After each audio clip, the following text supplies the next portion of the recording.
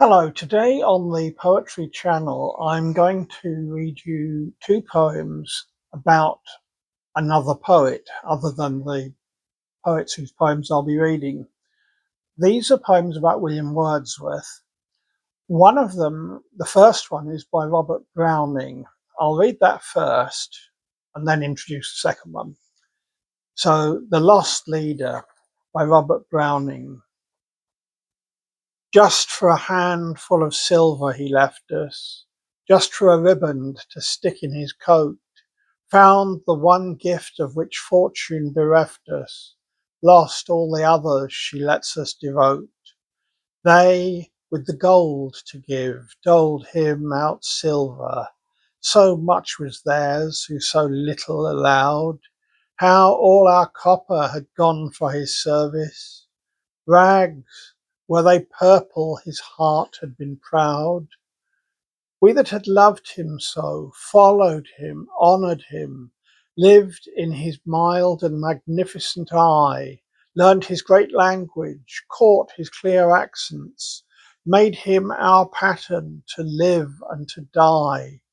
Shakespeare was of us, Milton was for us, Burns, Shelley were with us, they watch from their graves. He alone breaks from the van and the freemen. He alone sinks to the rear of the slaves. We shall march prospering, not through his presence. Songs may inspirit us, not from his lyre. Deeds will be done while he boasts his quiescence, still bidding crouch whom the rest bade aspire.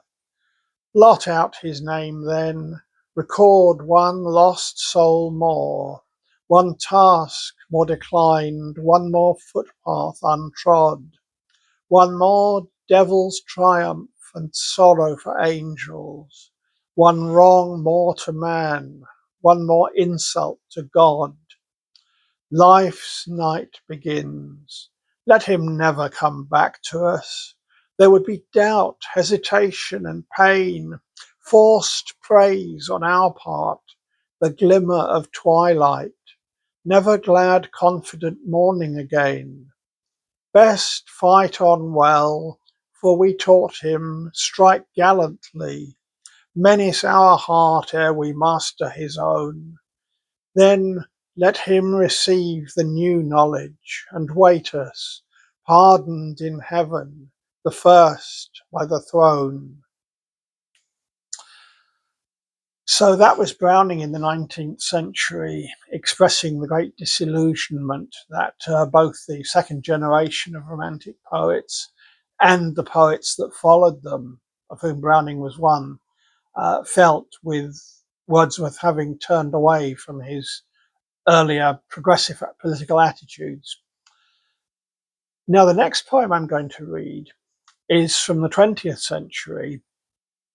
It's by a poet called Sidney Keyes, who died at the age of 20 in the Second World War.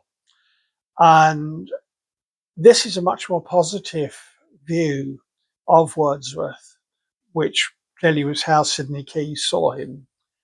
William Wordsworth. No room for mourning, he's gone out into the noisy glen, or stands between the stones of the gaunt ridge, or you'll hear his shout rolling among the screes, he being a boy again.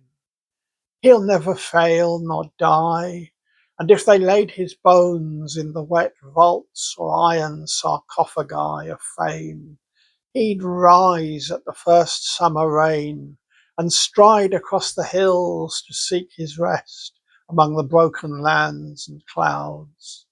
He was a stormy day, a granite peak spearing the sky, and look, about its base, words flowing like crocuses in the hanging woods, blank through the dale head and the bony face.